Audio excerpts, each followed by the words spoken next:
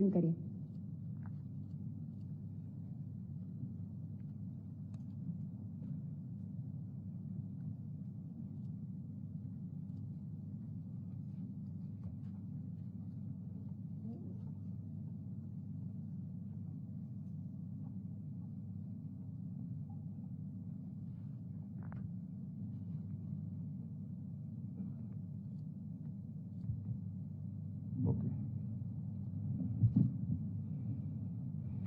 वैसे इस grand symposium के लिए मैं जीओएनसी नॉर्दर्न कमांड और लेफ्टिनेंट जनरल अनिंदर सेन गुप्ता यूएनसी central command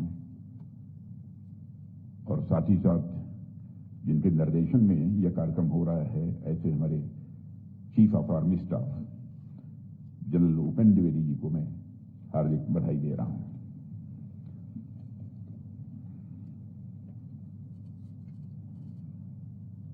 general Upendra Dwivedi chief of the army staff, Shri Nand Gopal Nandi cabinet minister industrial development Uttar Pradesh, lieutenant general Prateek Sharma GOC in C northern command, lieutenant general Aninder Sen Gupta यूसीएनसी central command, air marshal B Manikantan AOC in C central command, surgeon vice admiral Arti Sarin director general arm forces medical services, professor P Ram Chandran जी, कृष्णन जी तो नहीं है, चंद्रन जी है ना,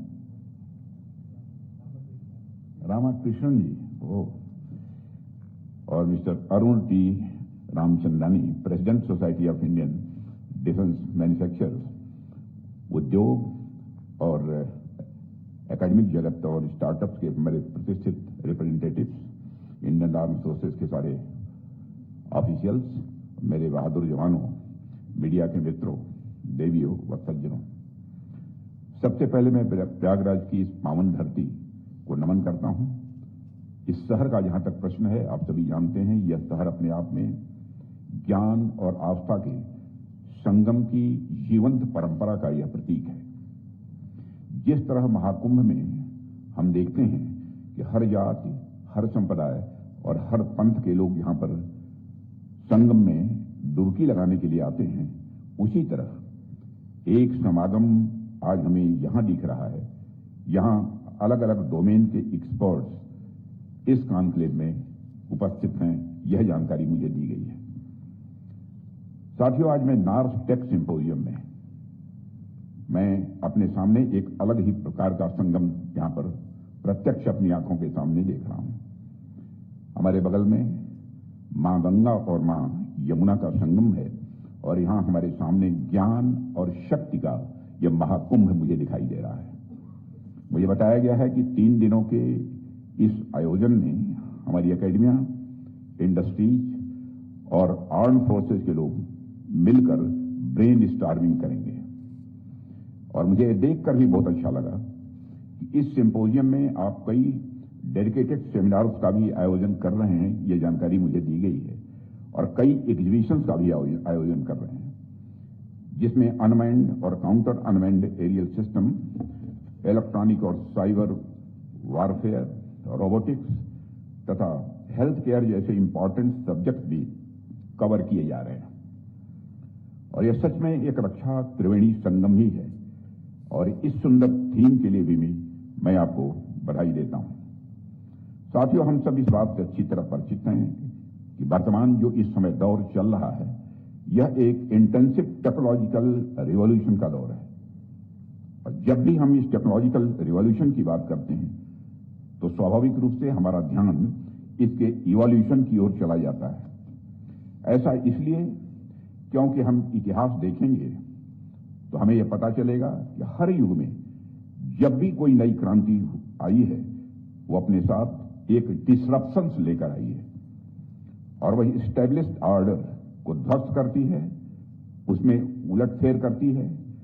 पहले से चला आ रहा जो संतुलन बना होता है वो डगमगाने लगता है, और हमारे भोजपुरी की भाषा में यदि कहें तो गड़बड़ाने लगता है।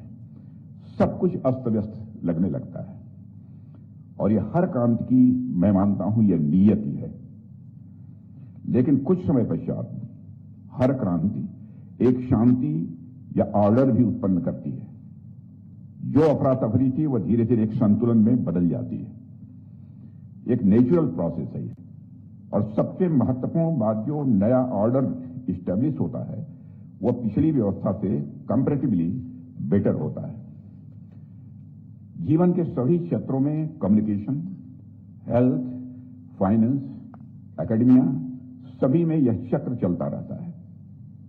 क्रांति आती है, पुराने ढांचों को बदलती है और अंततः एक बेहतर कल की नींव भी रखती है। देश के रक्षा मंत्री के रूप में यदि मैं बात करूं तो आप देखिए कि रक्षा क्षेत्र में यह टेक्नोलॉजिकल रिवॉल्यूशन और भी ज्यादा दिख रहा है। यदि हम मॉडर्न वॉरफेयर की बात करें तो आज जिस रूप में हमें यह दिख रहा है, इसके विकास की कहानी भी मूलतः इस बात की कहानी है कि किस तरह से टेक्नोलॉजी और इंजीनियरिंग का रक्षा क्षेत्र में एब्जॉर्प्शन हुआ है। साथियों, इस एब्जॉर्प्शन ने हर कालखंड में वॉरफेयर का चेहरा बदला है। जैसे आप उदाहरण के तौर पर देखिए, सेकेंड वर्ल्ड वॉर और उसके बाद के 50-60 वर्षों के दौर को यदि हम देखें तो इसी काल में हमने बैटलफील्ड में बड़े प्लेटफॉर्म्स और भारी मशीनरी को मेन रोल में देखा है। एयर पावर ने सेकेंड वर्ल्ड वॉर के दौरान युद्ध की दिशा बदल दी और एयरक्राफ्ट वगैरह स्ट्रेटजी के सेंटर में आ गए। जमीन पर भी टैंक्स और बड़े फील्ड गन्स का बोलबाला हुआ। समुद्र में भी बड़े बड़े नेवल वेजल्स और सबमरीन्स का बोलबाला भी तेजी के साथ बढ़ा और इन बड़े प्लेटफॉर्म्स ने कई डिकेड्स तक अपना प्रभुत्व कायम रखा है। यानी सेकेंड वर्ल्ड वॉर के बाद हमने एक तरफ तो लगातार कन्वेंशनल वेपन्स का इंपॉर्टेंट होते हुए देखा और दूसरी तरफ नई नई एडवांस टेक्नोलॉजीज का डिफेंस सिस्टम में समावेश भी होते हुए देखा। इसके कुछ उदाहरण मैं आपके सामने रखना चाहूंगा। जैसे आप एक फाइटर एयरक्राफ्ट को ही लीजिए।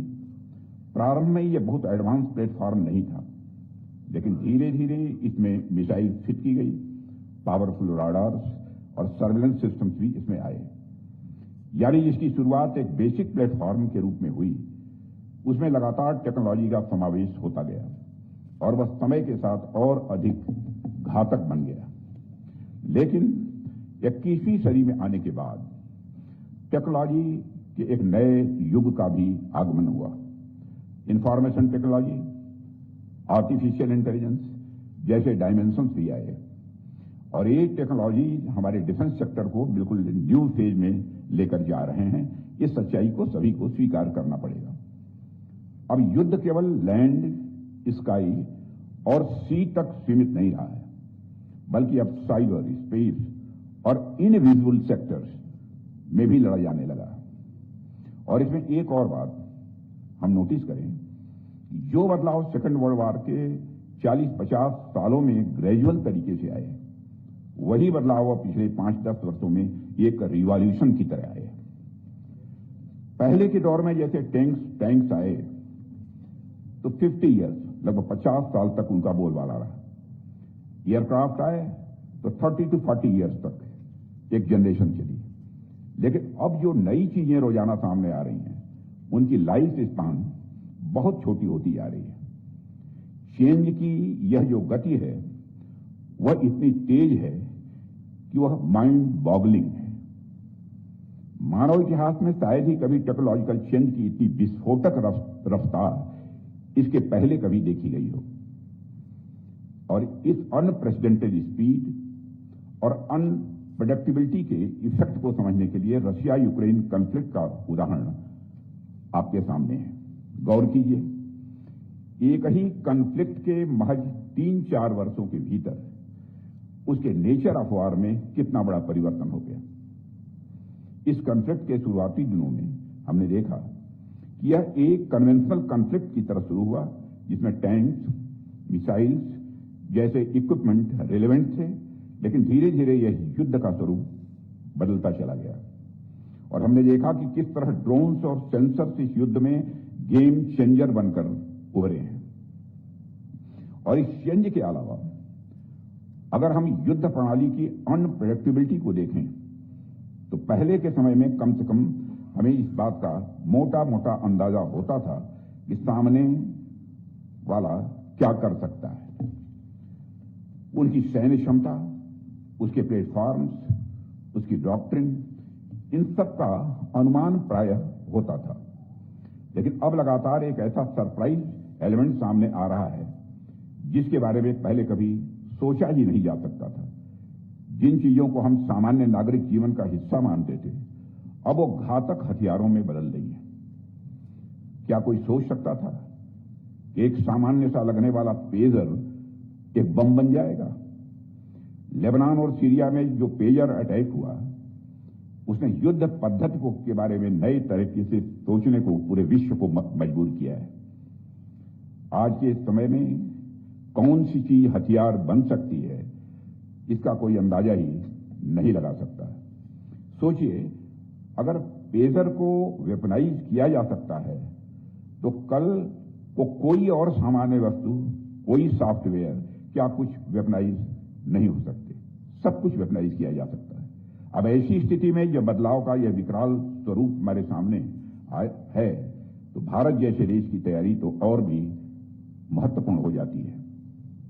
साथियों, हालांकि मुझे कहते हुए प्रसन्नता होती है कि हमारी सेनाओं ने, हमारी इंडस्ट्रीज ने भी बदलती हुई परिस्थितियों को बहुत अच्छे से एनालाइज किया है, ठीक तरीके से उसे समझा है। आप लोगों की तैयारी हमेशा up to date, up to mark and up to standard रहती है। और इसके सबसे उदाहरण के रूप में तो ऑपरेशन सिंदूर ही हमारे सामने है। इस ऑपरेशन के 1 वर्ष पूरे हो चुके हैं। जब भी ऑपरेशन सिंदूर की बात आती है तो मुझे अपनी सेनाओं के शौर्य स्वाभाविक रूप से याद आता है। आतंकियों और उनके सरपरस्तों को जो मुंहतोड़ जवाब हमारे सैनिकों ने दिया, उससे पूरे देश का सिर गौरव के साथ ऊंचा हो गया। ये तो फिर भी अच्छा हुआ कि हमने धैर्य दिखाते हुए केवल आतंकवादियों का ही सफाया किया, नहीं तो हमारी सेनाएं क्या कुछ करने में सक्षम नहीं है, इसका अंदाजा तो पूरी दुनिया को अब हो चुका है। साथियों, ऑपरेशन सिंदूर अपने आप में टेक्नोलॉजिकल वारफेयर का, मैं मानता हूं, एक नमूना है। और इस ऑपरेशन में आकाश तीर, आकाश मिसाइल सिस्टम और ब्रह्मोस जैसी एडवांस मिसाइल सिस्टम के साथ साथ अनेक लेटेस्ट इक्विपमेंट का भी उपयोग किया गया है। और इसे साबित किया है कि हमारी सेनाएं बदलाव को समझ भी रही हैं और उसे आत्मविश्वास के साथ उसका उपयोग भी कर रही हैं। साथियों, मैंने हमेशा अपनी आर्म्ड फोर्सेज को डिफेंस और आर्म्ड फोर्सेज और डिफेंस स्पोर्ट्स दोनों को बराबर एक बात कही है और आज फिर दोहराना चाहता हूं कि हमें सिर्फ एक्टिव ही नहीं रहना है बल्कि प्रो एक्टिव भी रहने की आवश्यकता है। हर प्रकार की स्थिति के लिए हमें तैयार रहना ही रहना है, क्योंकि आज के समय में कब क्या हो जाए कुछ भी प्रेडिक्टेबल इस समय नहीं है। अन्य क्षेत्रों में, मान लीजिए शिक्षा या चिकित्सा में, अगर कोई नई टेक्नोलॉजी आती है तो हम उसे 1-2 साल के भीतर अपना सकते हैं, चीजें स्वाभाविक रूप से समझ जाती हैं। लेकिन डिफेंस के क्षेत्र में अगर हम यह सोच लें कि 1 साल बाद इस नई चुनौती से निपटने का उपाय हम सोचेंगे तो यह सोच हमारे लिए निश्चित रूप से घातक सिद्ध होगी। 1 साल की देरी का मतलब हो सकता है कि तब तक दुश्मन हम पर हावी हो चुका हो। इसलिए मैंने कहा कि हमारा रवैया रिएक्टिव नहीं बल्कि प्रोएक्टिव होना चाहिए और हमें उन चीजों के बारे में सोचना है जो अभी एग्जिस्टेंस में भी नहीं है। और साथियों, और जब मैं प्रोएक्टिव तैयारी की बात कर रहा हूं तो उसका एक और इंपॉर्टेंट पहलू भी है, वह है सरप्राइज एलिमेंट। हमें ऐसी क्षमताएं भी विकसित करनी है कि हम जरूरत पड़ने पर स्वयं भी एक ऐसा प्रहार कर सकें जिसके बारे में सामने वाले ने कभी सोचा भी न हो, और वह सरप्राइज रह जाए। इतिहास गवाह है कि युद्ध में डिसाइसिव एज हमेशा उसी के पास रही है जिसके पास सरप्राइज एलिमेंट रहता है। और मुझे पता है कि हमारी आर्म्ड फोर्सेज इस दिशा में काम कर रही हैं, लेकिन हमें और प्रोएक्टिव होकर इस दिशा में काम करते रहना है। और साथियों, आज के इस कॉम्प्लेक्स और तेजी से बदलते परिवेश में आगे बढ़ने का एक ही मंत्र है, और वह है एडेप्टेबिलिटी। बदलती परिस्थितियों के अनुसार खुद को बदलना ही हमारी प्रायोरिटी होनी चाहिए। एडेप्टेबिलिटी को लेकर मुझे चार्ल्स डार्विन की एक बात भी याद आती है कि it is not the strongest of the species that survive, not the most intelligent, but the one most responsive to change. यही बात आज राष्ट्रों पर भी मैं मानता हूं कि सीधे तरह से लागू होती है। जो देश इस तकनीकी क्रांति को तेजी से एडॉप्ट करेगा, वही फ्यूचर वारफेयर की स्थिति में एज हासिल करेगा। और हमारी सरकार ने हमारे प्रधानमंत्री के नेतृत्व में हमारे डिफेंस इकोसिस्टम को मजबूत करने में कई प्रभावी कदम उठाए हैं। उसके विस्तार में मैं नहीं जाना चाहता। आप सब इन इनिशिएटिव्स से भली भांति परिचित हैं, चाहे वह आइडेक्स हो, अदिति हो, टीडीएफ हो। इन सभी प्रयासों से हमने डिफेंस सेक्टर में इनोवेशन और ज्यादा से ज्यादा प्राइवेट सेक्टर का पार्टिसिपेशन भी बढ़ाने का भरपूर प्रयास किया है। और इन स्कीम्स के अलावा हमने डिफेंस सेक्टर में इंफ्रास्ट्रक्चर डेवलपमेंट को भी बढ़ावा दिया है। साथियों, हम इस समय उत्तर प्रदेश में हैं। यदि आप सिर्फ यूपी को ही देखें तो डिफेंस सेक्टर से रिलेटेड कई सारे इंफ्रा प्रोजेक्ट्स हमने यहां प्रारंभ किए हैं। डिफेंस कॉरिडोर से लेकर ब्रह्मोस के असेंबलिंग सेंटर की स्थापना तक हमारे अनेक प्रयास आज भारत की डिफेंस कैपेबिलिटी को इनहांस कर रहे हैं। इनडायरेक्टली भी हम जो भी इंफ्रा प्रोजेक्ट शुरू कर रहे हैं, वो भी हमारे लिए भविष्य में एसेट ही साबित होंगे। जैसे अभी उत्तर प्रदेश का सबसे लंबा एक्सप्रेसवे गंगा एक्सप्रेसवे शुरू हुआ है, ये सारे इंफ्रास्ट्रक्चर हमारे डिफेंस सेक्टर के लिए भी उतने ही इंपॉर्टेंट है। साथियों, डिफेंस सेक्टर में हमारे इन प्रयासों का असर भी अब दिखने लगा है। आप आंकड़े देखिए, हमारा domestic defence production financial year 2025-26 में 1,54,000 करोड़ के रिकॉर्ड आंकड़े को पार कर चुका है। यह और तेजी से आगे बढ़ने वाला है। मैं जानता हूं कितना बढ़ेगा, उसका मुझे अनुमान भी है। इसके अलावा हमारा डिफेंस एक्सपोर्ट भी 2025-26 में मोर देन 38,424 करोड़ के रिकॉर्ड के आंकड़े को तक पहुंच गया है।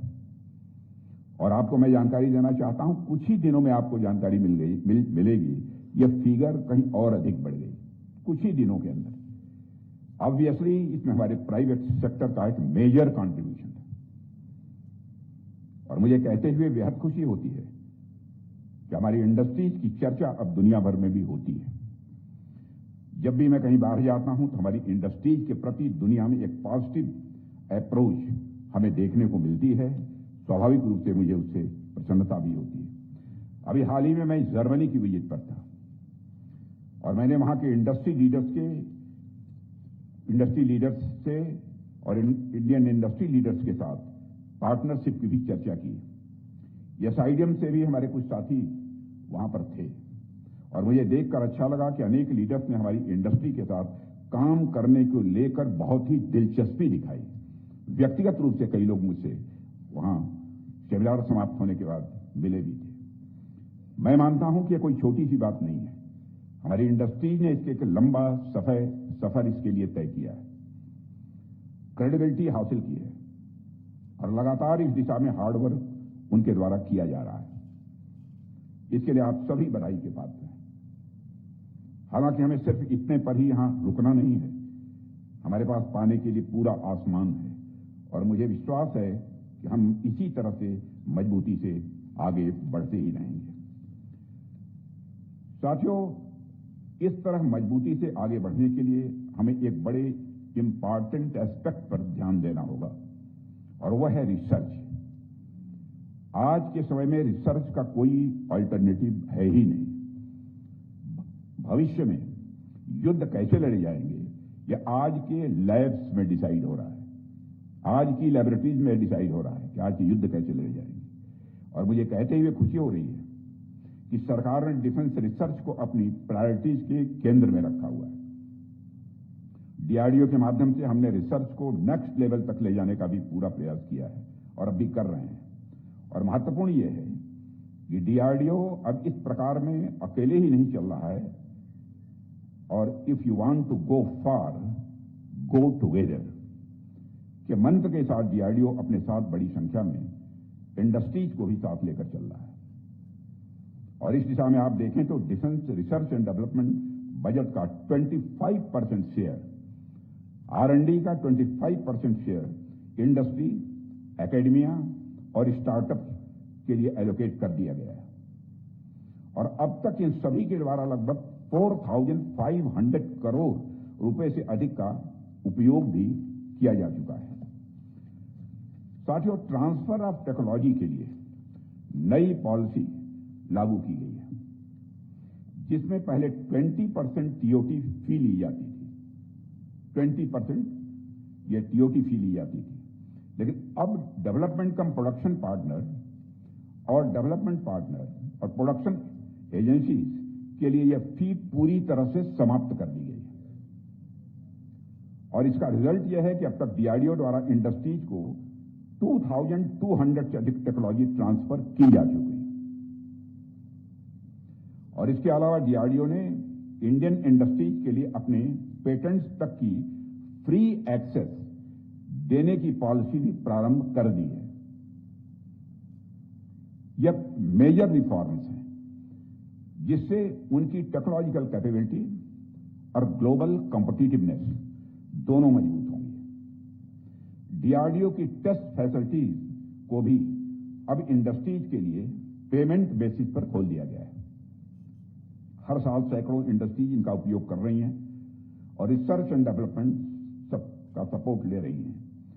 इसके लिए exports support, industry interaction group, industry outreach जैसे अनेक कदम हैं जो हमारी इंडस्ट्रीज को मजबूत करने का काम कर रही हैं। साथियों, अब वक्त है कि हमारी इंडस्ट्रीज अपने पूरे दमखम से सामने आए और उन एरियाज में एक्सेल करें जिनमें अभी हमें लंबी दूरी तय करनी है।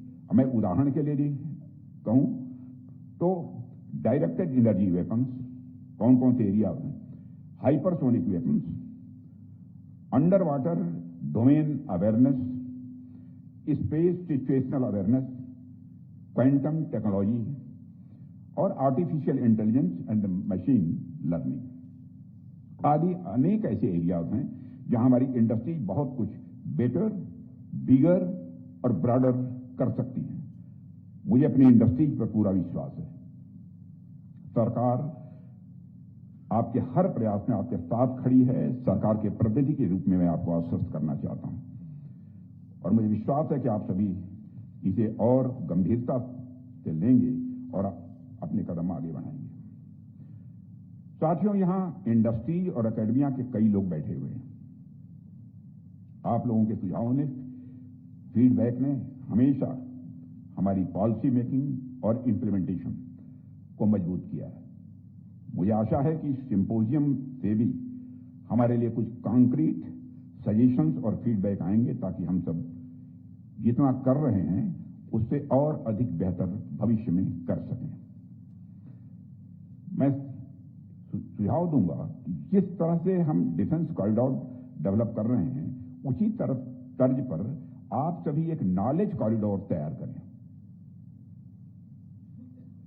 मैं इसको बहुत ज्यादा इलेबोरेट नहीं कर रहा हूं। जिस तरह से हम लोग डिफेंस कॉरिडोर डेवलप कर रहे हैं उसी तर्ज पर आप सभी एक नॉलेज कॉरिडोर तैयार करें जिससे हम सभी एक दूसरे से सीख सकें और आगे बढ़ सकें, ताकि हम उन सेक्टर्स में भी एक्सेलेंस ला सकें जिसको अब तक हम एक्सप्लोर नहीं कर पाए हैं। हमारा कलेक्टिव प्रयास ही हमें विश्व पटल पर सबसे सशक्त सैन्य शक्ति के रूप में स्थापित हमें करेगा, ऐसा मेरा पक्का विश्वास है। साथियों, मुझे पूरा यकीन है कि यह नॉर्थ टेक सिंपोजियम उस दिशा में एक मील का पत्थर साबित होगा। आप सबके कोऑपरेशन, आप सबकी मेहनत और आपके इनोवेशन से भारत निश्चित रूप से ग्लोबल पावर बनेगा, ऐसा मेरा विश्वास है। आइए हम सब लोग मिलकर पूरी निष्ठा के साथ एक आत्मनिर्भर और सशक्त भारत के निर्माण में जुटें, टेक्नोलॉजी की इस नई लहर का स्वागत करें, चुनौतियों को अवसर में बदलें और भविष्य के लिए स्वयं को पहले से ही तैयार रखें।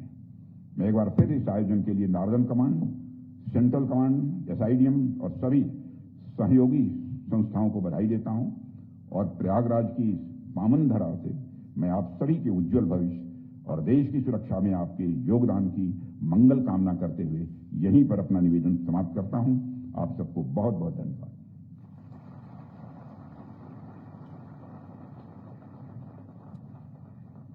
माननीय रक्षा मंत्री जी, हम सभी आपका आभार व्यक्त करते हैं। प्रयागराज की इस दिव्य नगरी में नॉर्थ टेक सिंपोजियम 2026 स्वर्णाक्षरों में अंकित हो चुका है। इसका श्रेय उपस्थित गणमान्य मुख्य अतिथि माननीय रक्षा मंत्री जी को जाता है, जिन्होंने अपनी